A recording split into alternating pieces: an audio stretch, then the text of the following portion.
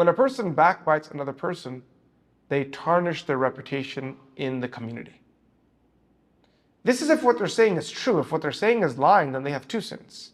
One is of the backbiting, the second is the slander. Reputation is very important. Without reputation, you can't borrow money. Without reputation, you can't get married. Without reputation, you can't get a job. Without reputation, no one will sell a home to you. Without reputation, people won't greet you when you go to pick up your groceries at the store. Without reputation, someone won't wave at you when you go to get your car washed. So much surrounds the human reputation. One part of reputation is going out of your way to please people so everyone thinks good of you. That's not necessary, and that has an extreme tone to it, which will unfortunately lead to destruction too. But on this side, there is a balance that you do your best while you live your life, but other people shouldn't actively be involved in tarnishing your reputation and bringing you down. And that's where ghibah comes in. If every person in the community was backbiting, not one person would look to the other, regardless of the person on your right or left, with any respect or love. No one would love one another. No one would respect another person. Everyone would hate everyone. Society would be bitter. It would be nasty. It would be disgusting. Rasulullah sallallahu alaihi wasallam warns us of this. It's in the Quran. Al-ghibatu ashaddu min az-zina. This statement of Rasulullah sallallahu alaihi wasallam that backbiting is severe, is more of a sin than adultery. And if you look at the first narration, Imam Ghazali quotes, restrain your tongue from backbiting, for backbiting is a sin more severe for a Muslim than 30 acts of adultery. Not just zina, 30 acts of zina. Our teachers taught us this hadith at a young age. It was important for the madrasa culture that people weren't backbiting. Individually, you had to grow out of backbiting. Everyone's talking among friends, and instead of focusing on you, it's just easier to focus on others. Look at their flaws. Oh, that guy, he sucks. This guy said this guy said that. But also because the words of the hadith were so brief. Al-ghibatu ashaddu min az-zina. It's a very small hadith.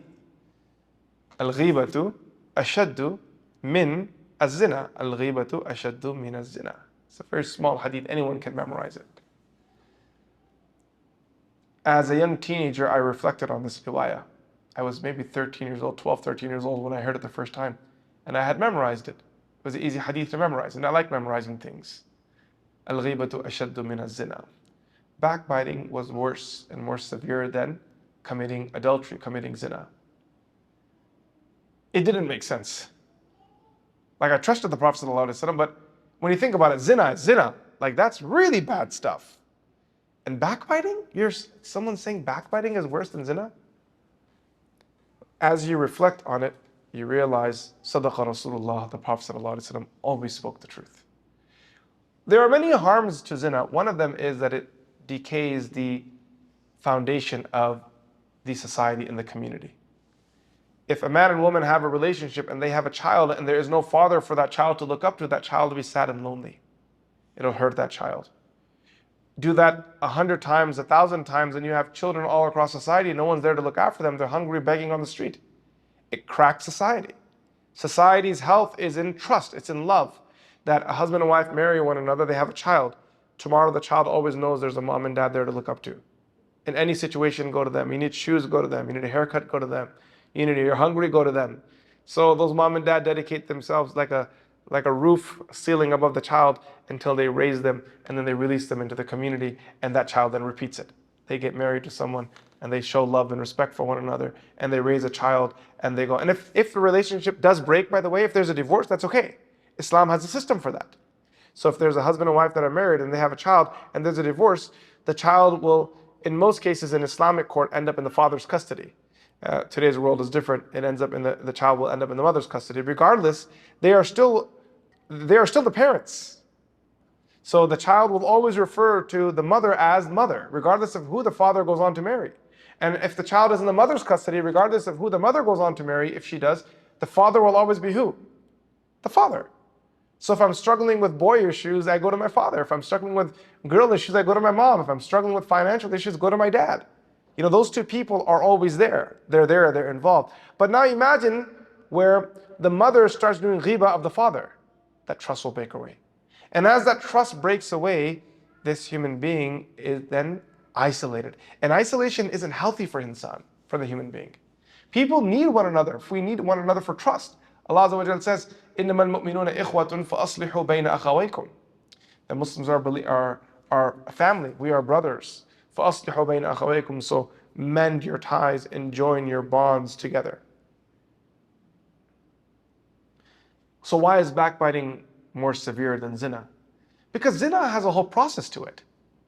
If someone wants to commit zina, they have to find another willing party.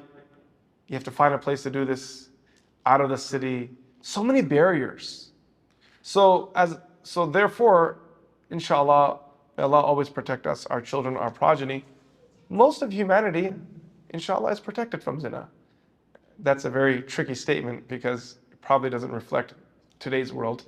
But I didn't say most people in our time. I specifically said most of humanity.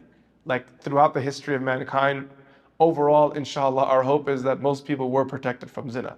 We just live in a very immoral time on this timeline of humanity.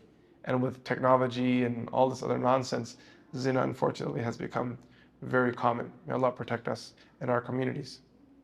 Backbiting, on the other hand, is just easy. There's no barrier. Anyone can backbite at any time.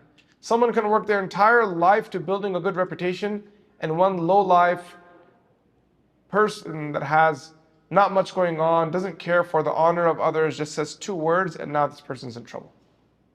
Their dignity and honor is gone. They've lost their respect. They can't go to the masjid anymore. They can't go to the gatherings anymore. People in the community are no longer inviting that individual. It really hurts.